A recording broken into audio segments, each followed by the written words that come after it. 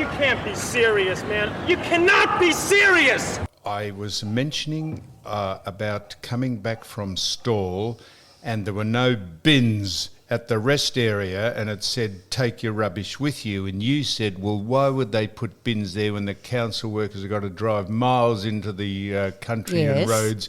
And I said, I'm very glad you said that. And as I was about to say why I was glad you said that, Dr. Ben Fordham rang in from Sydney. So you were rudely interrupted, were you? Well, I wasn't rudely interrupted, but we don't keep Lord Fordham waiting.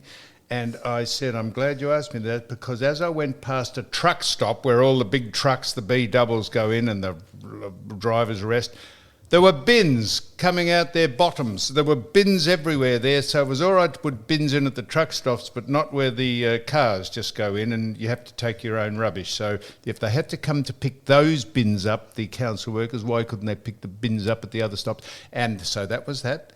And the other thing was, we've mentioned this plenty of times before, but I saw Mike Sheehan, who used to be on this podcast before, at a function out at the Essendon Football Club. And we've mentioned this several times, but he brought it up, I think, in the paper, because you mentioned it to me, didn't you? That Mike Sheehan said that Jobe Watson, who had the Brownlow medal taken from him in 2012 by just a ridiculously weak, lily-livered decision by the bloke who ran the competition then, I can't give you his name, Gil McLaughlin, fancied taking the Brownlow medal off Jobe Watson because he did absolutely nothing wrong. It was a knee-jerk reaction to the drugs scandal and all the bullshit that went on with it. And why he was deprived of taking the medal off him. And so Mick Sheehan says, as we have plenty of times, give Jobe Watson the medal back because, heavens above, how pathetic. He was never charged with anything. No one was ever charged with anything. It was just all supposition. It was nonsense. So we're just saying that down. Now, Susan Stanley, OAM. And I might add, hang on, 1 minute, I wasn't at the function in Essendon either. No, you weren't there. Just to clarify.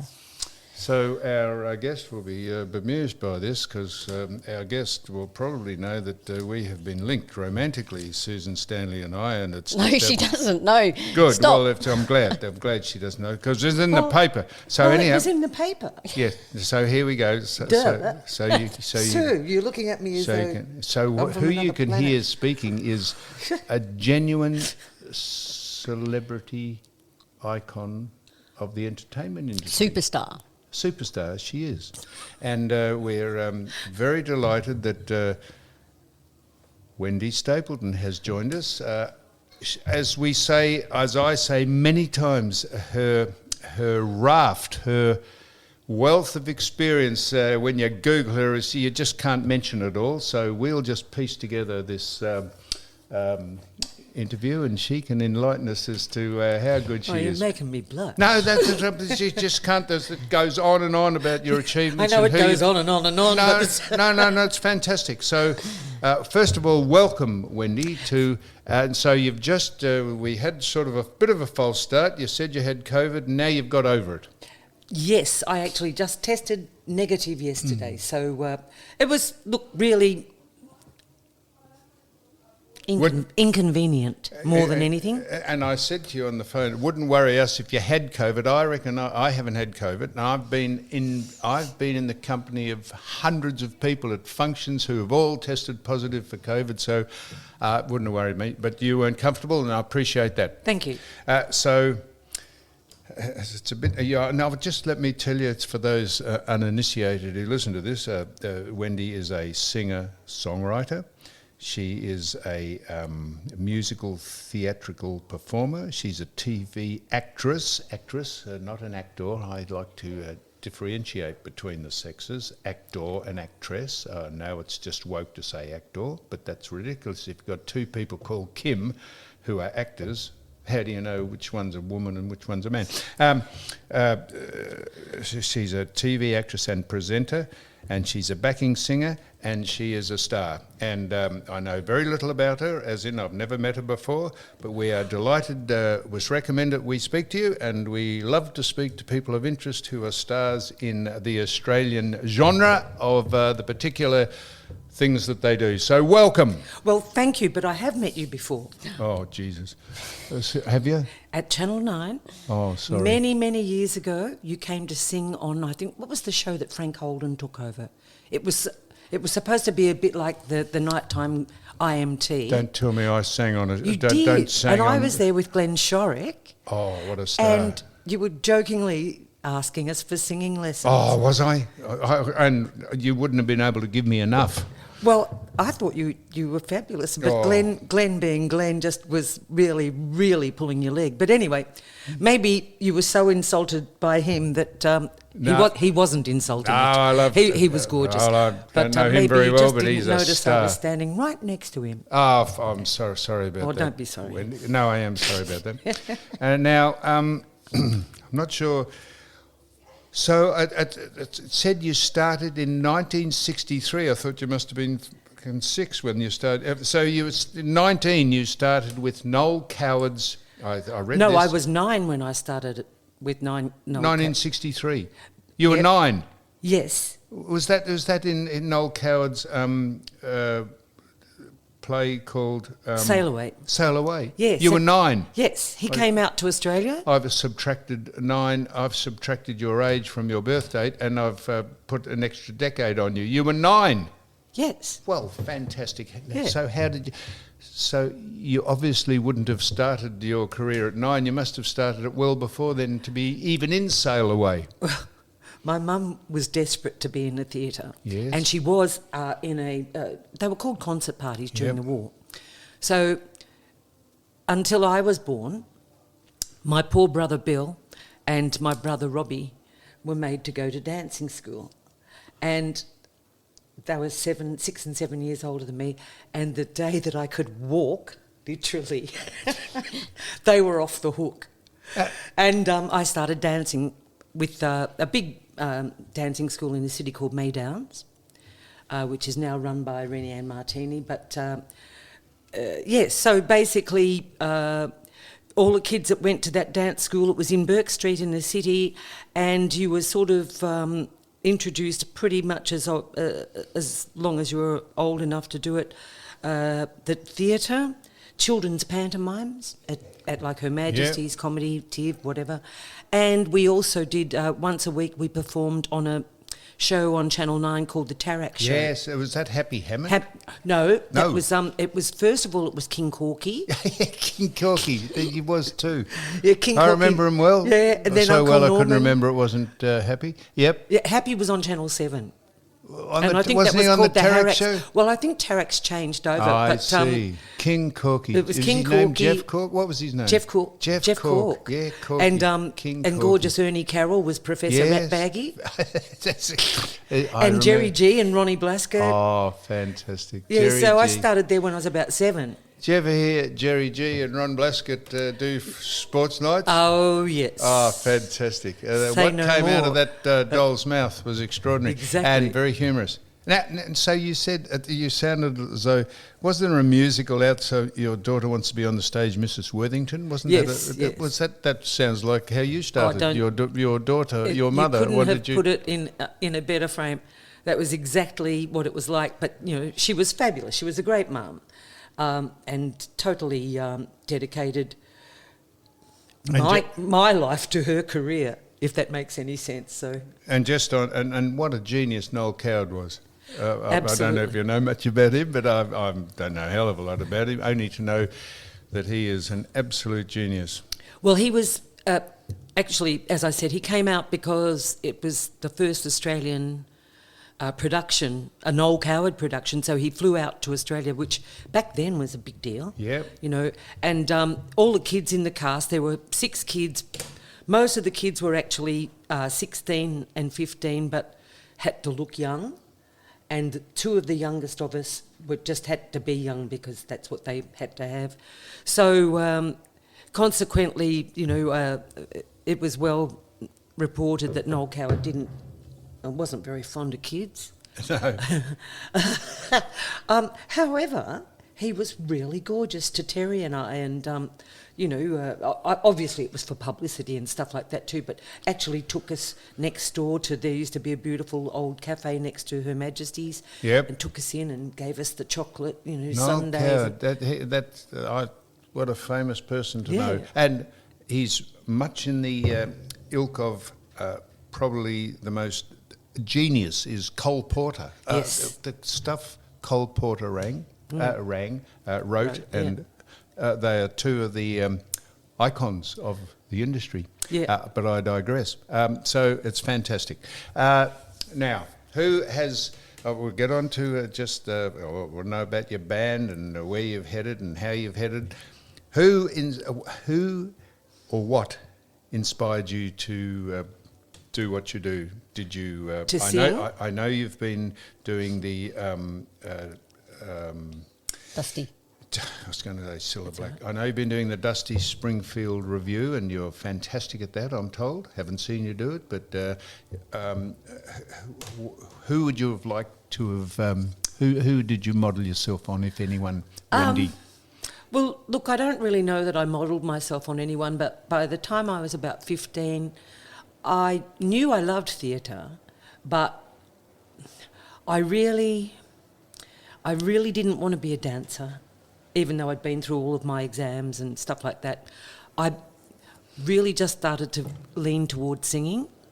And so before I was even 15, I think the day the world changed, and for a lot of kids too, was literally sitting in my bedroom with my brother, and a band called the Beatles came on. Yeah. And I was 10. And literally, I think it was, I saw his name on a photo the other day. Frank Highfield. Frank Highfield, yes. with the falsetto. I went and saw the Beatles in '64, but I was 18. Fantastic. 64, I was 19. So I saw them, and Frank Highfield. Was he the remember support? you. Oh, no. No, he was wasn't. He? No. Well, the thing was, I actually saw. See, we're talking about Facebook, and I shouldn't because I pretend I don't go on it. I saw a beautiful picture yesterday of Tony Healy. Yes. Do you know Tony? Yeah, absolutely. And gorgeous Tony's moved from Melbourne to Gold Coast, I think. He's up there with Caddy and Russell Morris, and looking as though he's having just the best time. What stars they are. Yeah. Yep. Well, there was a beautiful photo of Tony Healy and Frank Highfield. Yep. And they looked like they were at either, I don't know, the races or a party or something. But, gee, I thought, isn't that fabulous? All these years ago, and I remember hearing, I remember you, and my brother and I, because Robbie fancied himself as a bit of a singer as well. He wasn't bad.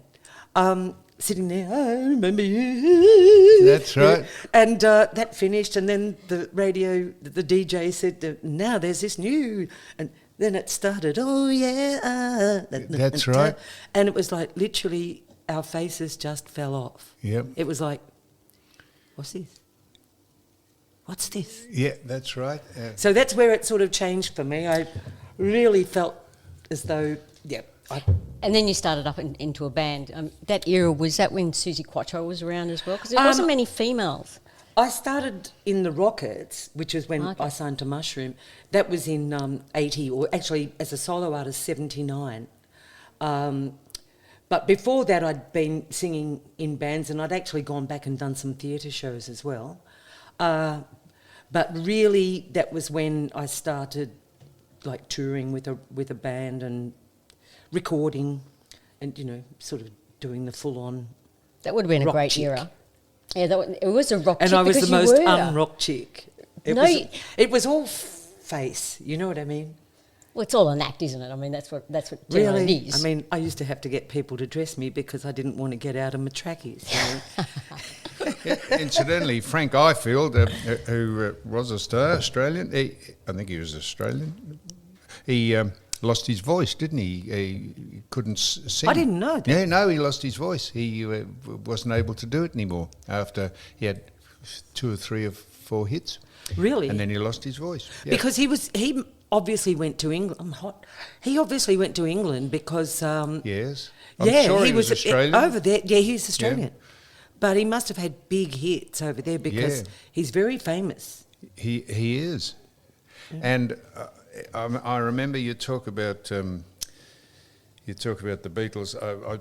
You wouldn't be old enough, I don't think. But I remember. Do you remember Ed Sullivan? Yes. Right. Ed Sullivan introduced Elvis Presley after Frank Sinatra and Tony Bennett used to be the singers, and he was the first person to put Elvis on television, and he warned people that you might be offended by some of his moves, and they were not allowed to show Elvis. Had to show him from the hips up. Yes. They weren't allowed to show him gyrating, and do you think? Isn't that brilliant? He was and I don't know what you think, Wendy, but I know there's Taylor Swift and there's all the people and Michael Jackson. If there was anyone ever bigger in the industry than Elvis Presley, I'd like to know who it was, but you might have a different opinion about that. Well, I've got to be honest, I sort of didn't really know. I knew Elvis Presley from movies, in actual fact, because when we were shocking kids, movies, but they were very successful. Well, I just remember going to a big, I think it was, the Regent Ballroom now. Yep. I'm sure that at one stage the basement was a picture theatre. Or was it? I think it was. I think they had the theatre in the middle, and downstairs they turned it into a picture theatre. And I remember, well, that's what we called it, a picture theatre. A picture theatre.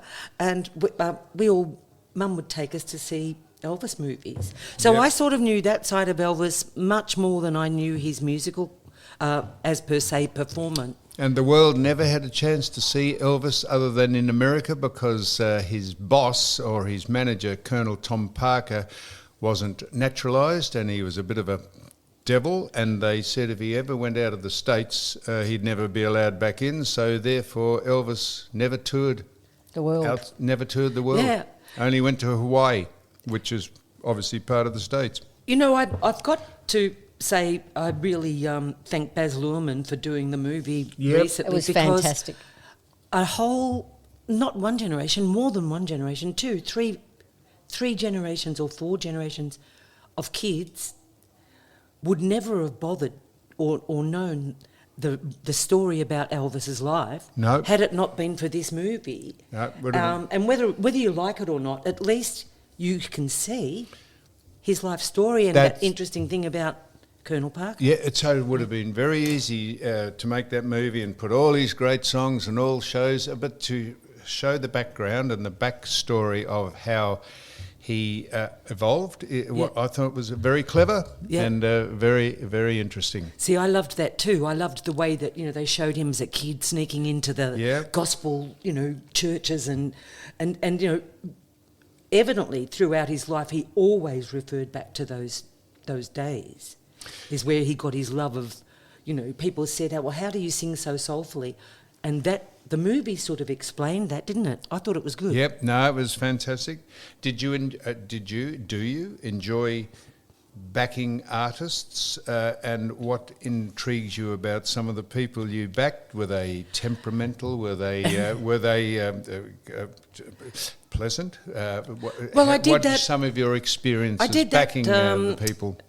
I did that mainly in the mid to late 70s when I started singing in bands before I was signed up myself. Yes, I'm going to get on to that in a minute. And I was a very fortunate girl. I was working with Coxie, who I believe you know. Yes, Jeff Cox, know him well. Good old Coxie. Yeah. And this girl from AAV, it was known as at the time, Armstrong's, came down to the gig just to see Coxie, and I was the singer.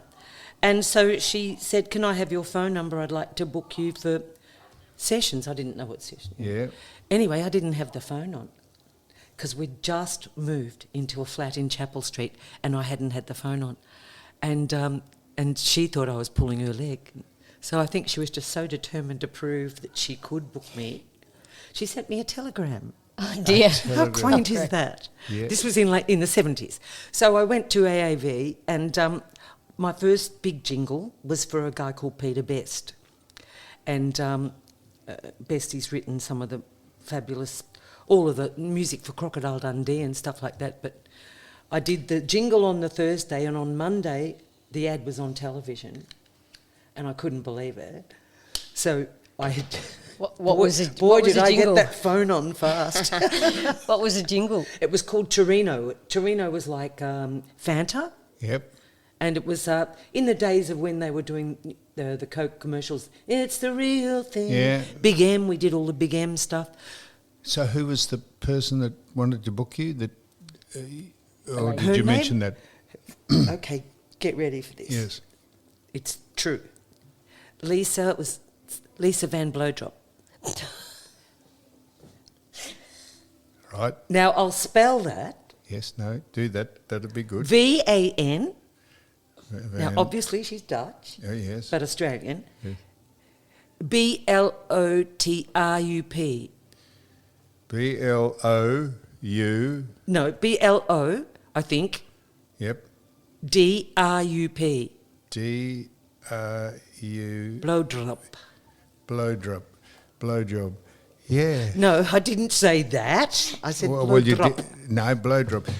That, no, surely that's... Now, that- if you're listening, Lisa,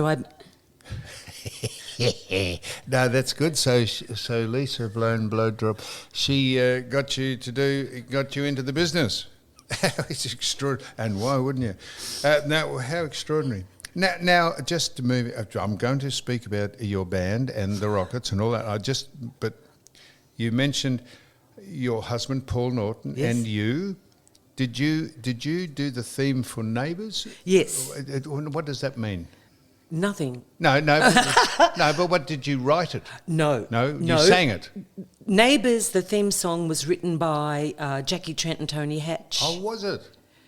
Not for Neighbours. That wasn't. yes. Yes. For specifically for For that Neighbours. series. Yes. That's And the extraordinary. first person to record it was Barry, gorgeous Barry Crocker. Yes. Right. So he did the original Basil version. McKenzie. Yeah. Yeah. Baz did the first version, and they kept that for, I'm guessing, I'm not positive, for probably 10 years. Yeah. Or, around about. And then they would have someone else, and I'm trying to think of, I think a guy called Greg Hind, who actually moved over to America, and he now is the lead singer in the American version of LRB. Oh, yeah. But Greg, fabulous singer. Now I'm thinking that was Greg. Then Greg did a version, and then I got a stint on Neighbours as Delta's mother, Delta Goodham's Did you? mum. Yes, it was the most ridiculous character I've ever played in my life. I mean, she just woke up every day, she was wackier. That would have been hard to play when you don't like the character. Well, it wasn't that I didn't like the character. What happened was Delta and I had done a month, of the proposed 5-month stint just for me to be in the show. And unfortunately, we drove home together she lived in Port Melbourne. The car would drop her off first, then drive me home. And that was on the Friday night, and by the Sunday evening, Channel 10 had rung all of the cast of Neighbours announcing that she'd been diagnosed with Hodgkin's lymphoma. Wow. So, that being bad enough, consequently, overnight, mainly my script, my next 4 months had to change drastically, so they just made it up as they went along. And boy, did they make it up as it went along. And it just got sillier and sillier and sillier. But getting back to the Neighbours theme, I was there, and at that time, or even years before, Neighbours had been using Paul's songs for the Mushroom catalogue, because Mushroom had the publishing catalogue for Neighbours. So they were already using a whole heap of his songs, and then the producer or director or someone who knew Paul, because Paul was a boom operator at both Channel 9, Channel 10, Channel 7, to get Paul in to sing the Neighbours theme, and seeing I was on the show, make it a duet. Oh. So that's what we did. So going on from that, so that and all the people that you back, if their recordings are successful, do you get residuals? And No. So the backers don't get that. Do you get residuals every time that's played? Well, Paul, Neighbours still on. Neighbours not on, or is it? No, not with Neighbours, because you see, the thing is that you only get residuals if you write things. Voiceover in Australia was always a different thing.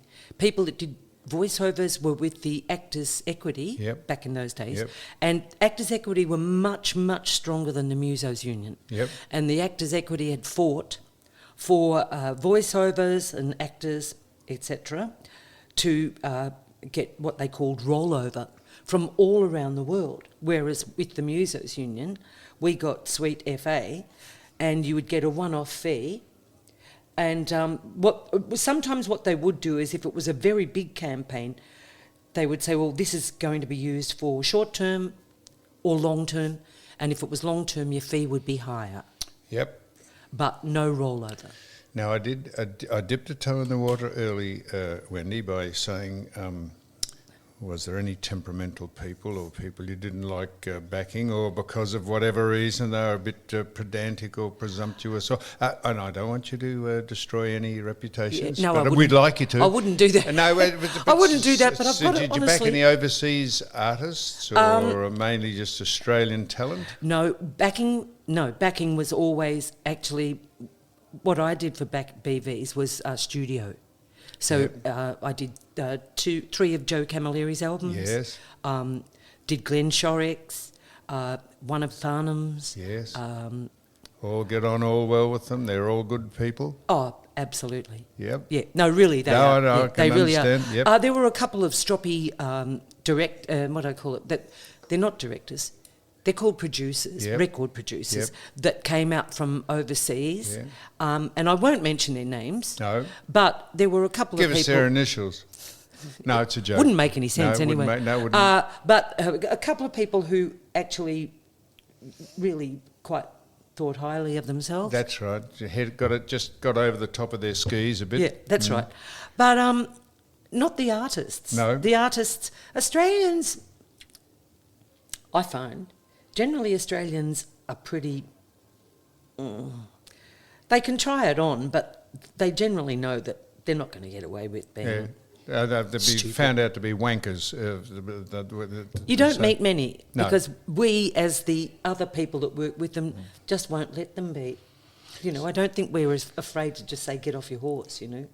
So you very successfully have done I Only Want to Be With You, the Dusty Springfield story. Yep. Who else would you like to do? Anyone else in that genre? No, not or really. That was quite accidental. Were you attracted to her because you liked her, or were you just asked to do it? No, I'll tell you, I was doing a show with all of the guys from Rocky Horror. Russell Crowe was in it.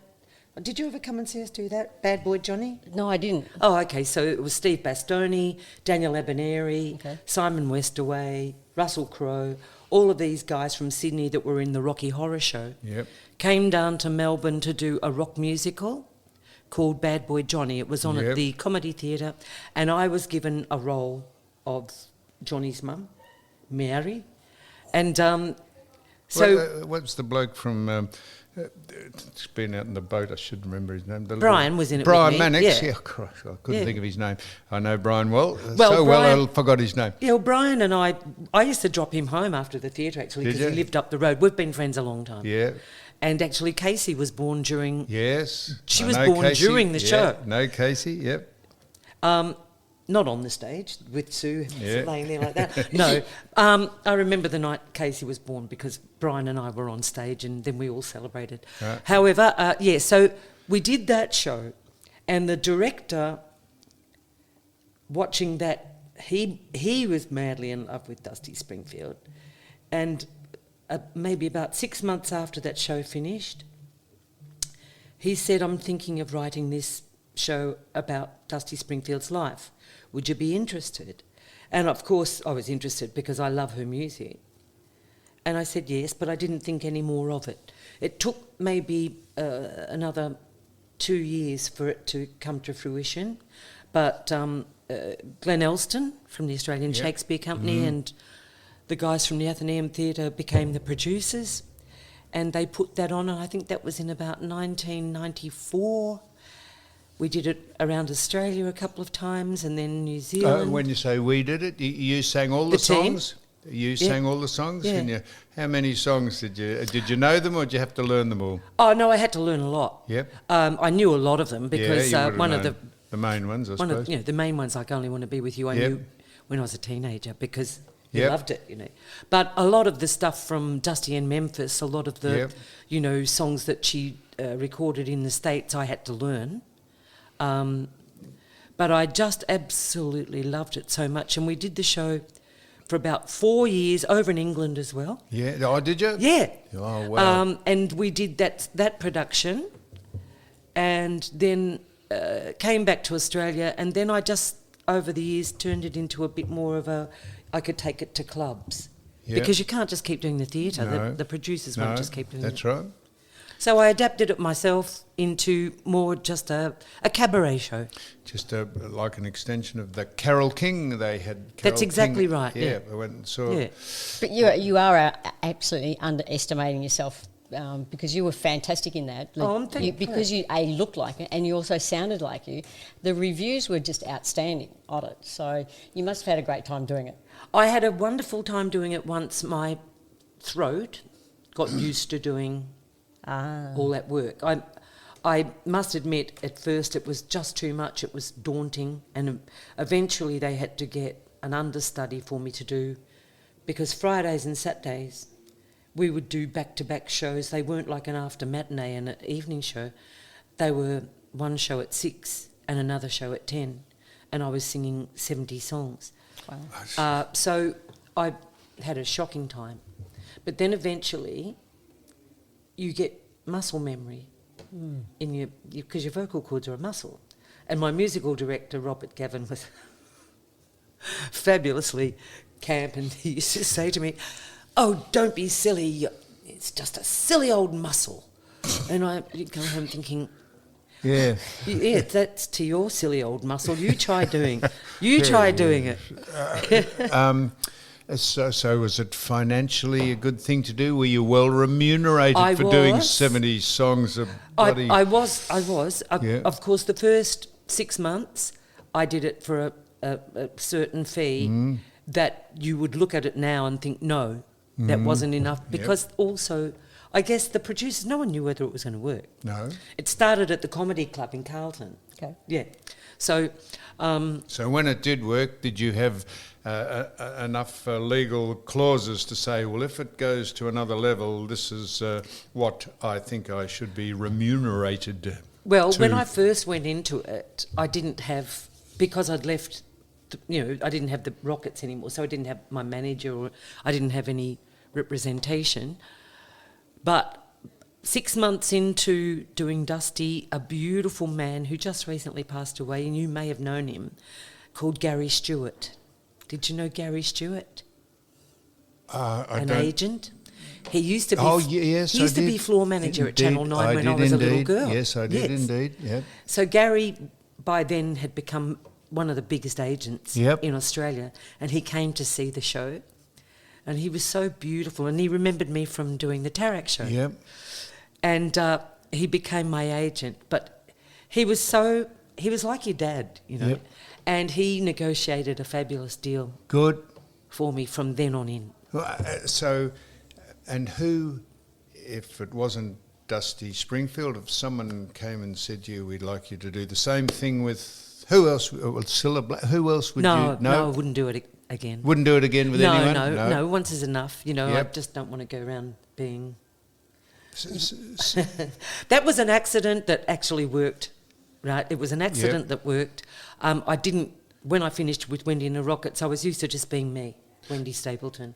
I didn't look to be something else, but this just came along and it clicked. So the Wendy Stapleton band was before Wendy and the Rockets? Yes. So why did you...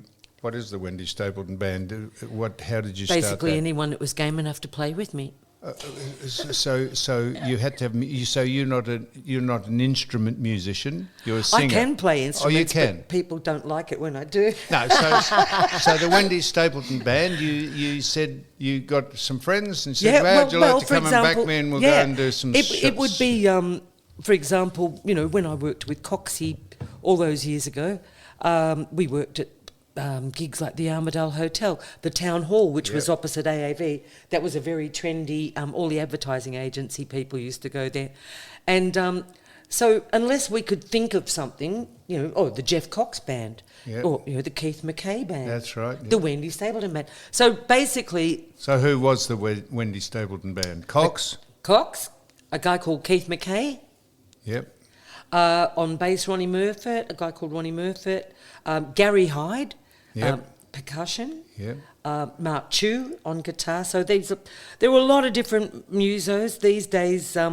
With Coxie, I was supposed to do Saturday night with Bobby Valentine. Yes, Bobby Valentine. Coxie, Tony Naylor from the Bootleg Band, Brian Cadden, the Bootleg Band. Fantastic. Yeah, so all of these fabulous musos. Yeah. So you enabled them in work. You sort of it was a good thing to just be engaged and employed and earning a quid. And then Wendy and the Rockets. Now, what about that? Well, in actual fact, Play the Game, I think, was the single. That was. So Wendy and the Rockets. Why was that different from the Wendy Stapleton Band? Or wasn't it? Was just rebranded? No, it was totally different. Why was it? Okay, it was a whole different style of music. When I was signed to Mushroom, I actually got that deal by doing some demos with David Briggs from Little River Band. Yep. And he'd been my friend since I'd met him when I was about 18 or 19. And he was gorgeous and just said, I want you to do some demos. I want you to try and get a record deal. So I did some covers. Actually, it was Heart of Stone, Rolling Stone song. Yep. So I did that, and I was signed to Mushroom. Michael Gudinski signed me up. Michael Gudinski. Yep. And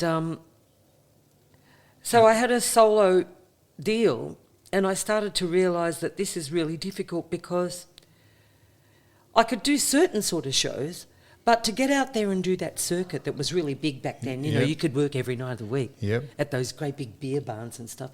I really needed a band so that I could get out there and people could become familiar with you. Where'd the Rockets come from? Well, Rockets. In actual fact, I got a little band together. I really only wanted to hire, that sounds terrible, ask the drummer to join me, but his band was, these guys were from a punk band who had a massive fight on stage one night and they didn't get past the opening number and they had to close the curtain. Fantastic. And so, and it was at the Bondi Lifesavers, evidently, and so they all split up. And someone had said, this guy, I won't mention names, this guy's a fabulous drummer, you should get him. So I contacted him, and the other three guys who'd all bashed each other up, even though they'd done that on stage, they were best mates. So they all turned up at my place whether I wanted them to or not, and they sort of just wouldn't go away. So I got them all. And what was the Rockets, word Rockets, well, what was that about? The guitarist from that band, we said, well, we'll have to make up a name because I'm not going to put Wendy and the band that had a punch up on stage. So we better think of something else. So he actually made the name up. Yes, and then there was a second version of Wendy and the Rockets. Yes, was because there not? The first version punched each other up. That wasn't. Then everyone that left punched except up the again. drummer. Yes. Holy, he's a jinx. The bloke that. You've got to laugh. In actual fact, they were the loveliest boys. And then they had a punch up in Wendy and the Rockets. Oh, but not on stage this time. No. So then it disbanded and reformed, or was that? But I kept the drummer. He wasn't the bloke. He wasn't the fly in the ointment, was he? No. How long after the first? How long did it take to reform them again? Or I actually took a break. As you would. Yes, it was life-threatening it was. As you would. I took a break and then gradually just from word of mouth gathered together some fabulous musos. Adrian came down from Sydney. He was with Mark Hunter Band. Mark Hunter, Joey Amenta, who was with, started off as a 15-year-old on Countdown with a band called Taste, with Virgil Donati and all those young little geniuses, Kenny Murdoch, and then he did Russell Morris Band, Daryl Cotton, Joey Armenta's amazing. The encyclopedia of people who, the names that you mentioned that I know half of them that you've mentioned and the other half I don't know. Yeah. The encyclopedia of people who make the industry in Australia go round is extraordinary, isn't it? Yeah. Oh, fabulous. And the talent. Yes. Yeah. People underestimate just how many talented people there are out there doing this. We were very lucky too because, as I said, we went to England to record the first album with the second lineup. And it went on a show called The Tube. Now, The Tube is a bit like Countdown. Yep. The compere was Jules Holland, who's a very famous pianist, and Michael Hutchins, Paulie Yates. Yeah, Paulie Yates. Yeah. She was the compere. Was she? The two of them. And everyone in Australia and in London, when I was flying up to Newcastle in England to do the show, rang me up and wished me luck and said, we hope you get Jules interviewing you and not Paula, because Paula used to really, she wanted to get you right in. Just keep you, that's right. I flew up with Ivor Davis from, Flowers. And his big hit at the time was Hey Little Girl. The beautiful Hey Little Girl. Yep. So we flew up there with our managers to do this show, which is called The Tube. And I was sitting in the makeup room and there was this heavily, heavily pregnant girl sitting next to me. And as you'd be aware, like when you're in a makeup room at like Channel 9 and wherever, there are people from other shows. Yes. Someone might be from the news, it might be from the gardening show. Quite right. You're all sitting there, so you're not quite sure who's on what. Mm. And I just started talking to this heavily pregnant girl and saying, when are you going to... And so we got on quite well. And by the time the show started, it turned out that Paulie Yates was interviewing me, and she couldn't be rotten because she'd just been all nice to me in the makeup room. So she took it out on poor Ivor. Did she? She gave him hell. Yeah. It's extraordinary, isn't it? Yeah. It must have been a great era back then, especially with the other singers, which is probably, I reckon, is missing today. Because there's one thing I really remember about you, because both of us were Australia Day ambassadors, and we used to go into the country. I remember we all ended up at the Sorrento RSL, I think it was, at the back, and then we've all just landed there, and then all these singers around your era, then they started jamming, and then they just all just sang, and it was Bobby Valentine, there was yourself, everyone. Everyone Lisa Edwards, everyone turned up. Lisa Bade. Yeah, and Nichols. Nikki Nichols. May Parker. Yeah. And then you just, like one singer, you'd get up and sing, and then someone else would then just go up and sing. It just rotated. It was absolutely fantastic. It was. And what I was getting back to, I'd forgotten my purpose for telling you that story. However, the thing was, during that show, when Paula was questioning us, she had picked up on a comment that I'd made about the fact that you could work any night of the week in Australia, which was true. Because I remember, Vinnie and the Vibrators used to do Monday night at the Roxy. All these some of the names. Fabulous guys, I know. Lisa Van Blowjob, I think, probably could have possibly started that band off. Yes, she could have. Yeah. Anyway, but Paula picked me up on that because in England, seriously, and even to this day, I'm not sure, but there were never that many, like, just pubs, because pubs are tiny there. Yeah. They're literally like a quarter of this room, right? So they didn't have any idea of the big beer barns that we have. And she sort of fell short of just almost calling me a liar, saying no one can work, not even in Europe, no one can work every night of the week. And I didn't want to argue with her, it was way too scary. But I thought, well, you can. Yeah. And that's why our musos are so fabulous, because we've done our homework. Yep. So do you get a little bemused that Australia Day tends to be diluted by the naysayers as it goes on? Or yeah, but the thing is that was going to happen. I could even see that a long time ago. I could see that starting to happen. Why is it starting to happen? Well, I don't know. No, but I don't want to Well, because I get you guess into a lot of people. a lot of You know, people I'm just what? being logical. Of course. A lot of people don't feel that it's relevant. I feel that we're Australians, so we can have a date. But a lot of people sort of don't feel that it's relevant anymore. But I don't know what else. What else are we going to have? I know that. Why don't we have Raw Prawn Day or something? But it's more Who relevant. can argue with that? The country is what it is today because Australia, we are all... it's beyond me, and it's not disrespect. It's just beyond me. This country is here, and it is doing what it does because of it started off and when people settled here. And it's not disrespectful. It's just it's just obvious. Yeah. Well, the thing is that nothing much we can do about other people's opinions, No. is it? But they were the good days. We had some great Australia days. Oh, we had some very fun occasions, and and I think, look, I remember being ambassador and as you said, Sorrento. And then we did Sorrento in the morning, and in the afternoon, Paul and I ended up having to go up to the races at Mornington? No, behind Red Hill. Oh, Red Hill. Is it called? No, what's that place it's called Red Hill.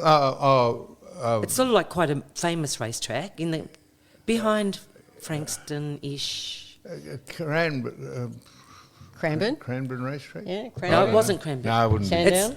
It's more like near Mornington? Red Hill and stuff. Anyway, it doesn't matter. But we went there. I know you kicked on. And you kicked on. You have to do the good old national anthem, and everyone joins in, and then just straight back to the races. And it was fabulous. And James Rain was there with his partner at the time, and having a picnic. Everyone was just having a good fun. old day out. Yeah. Now, do you have aspirations? Not that you would push any of like your mother. Do you have aspirations for Ali Mack, your daughter? Well, Ellie already does her own thing. But is she like international quality to go and do that? Well, I'm told she is a sensational singer. She's a great singer.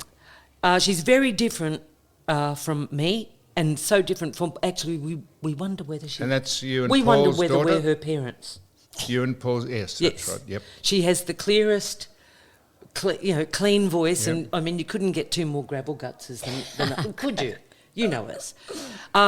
But no, she's fabulous, and Ali's her own person. She does her original stuff as Ali Mack, and she also does loads of other gigs with bands, with Laura Davidson and people like that.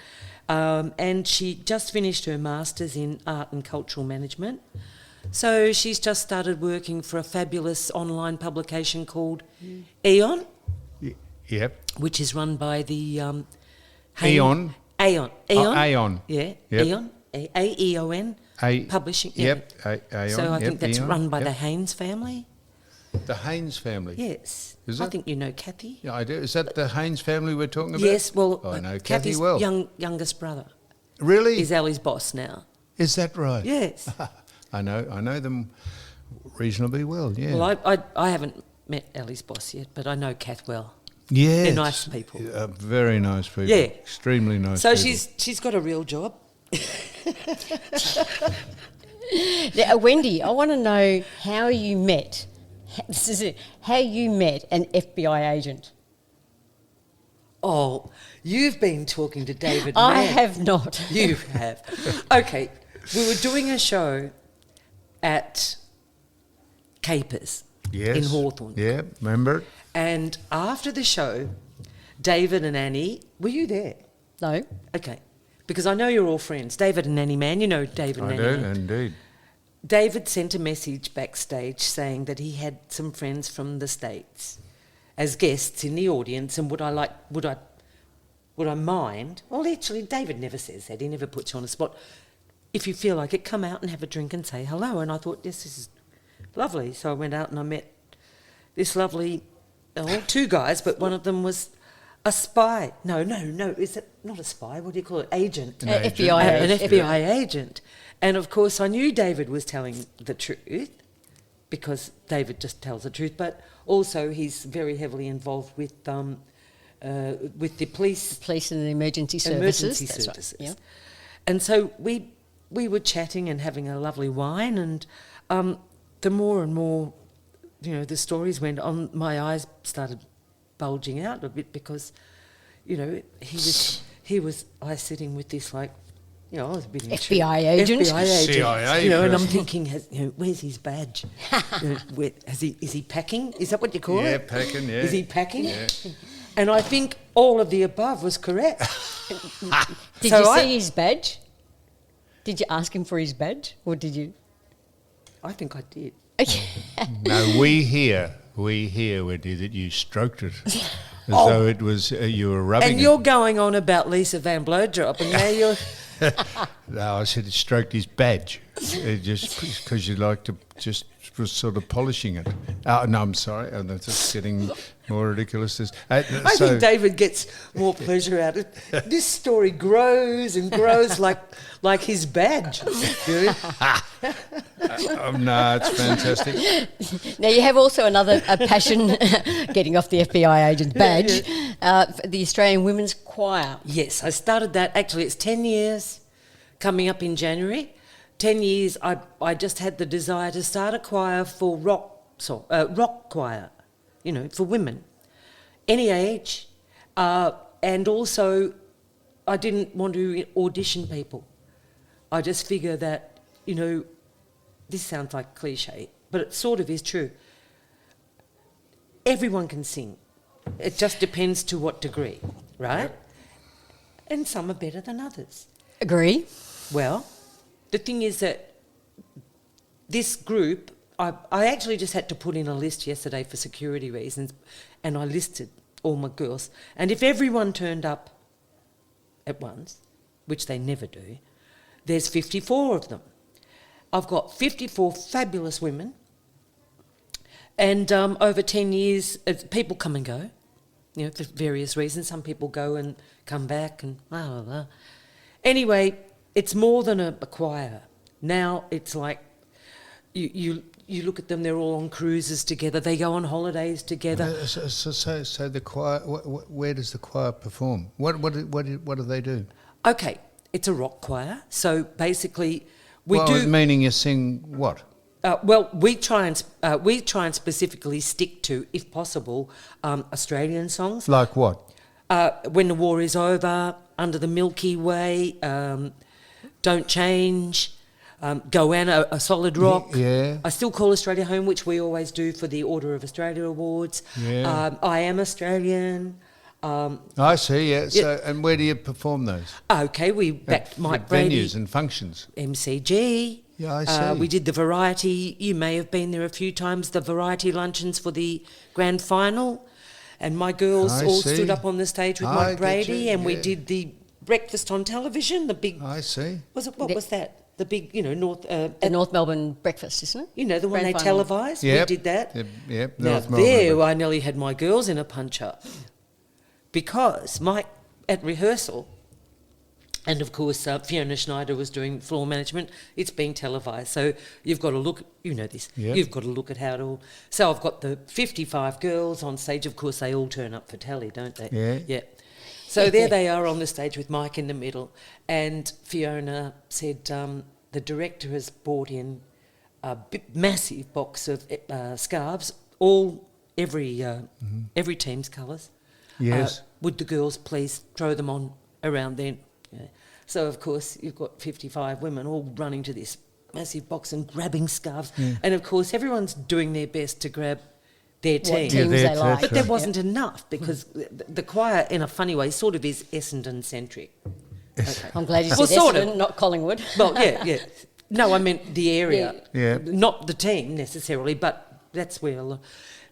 So it's looking pretty balanced, but there were two or three girls. One of them I went to school with. And they've said, can you separate the scarves? There's too many, and I won't say which team, too many of this team just there, so get the girls to swap. And so Fiona's walked down to the front of that big stage, the planetarium, is that what it's called? Yep, there it is. She said, excuse me, girls, would you and you, can you swap scarves? And Murray just turned, she said, no. No way.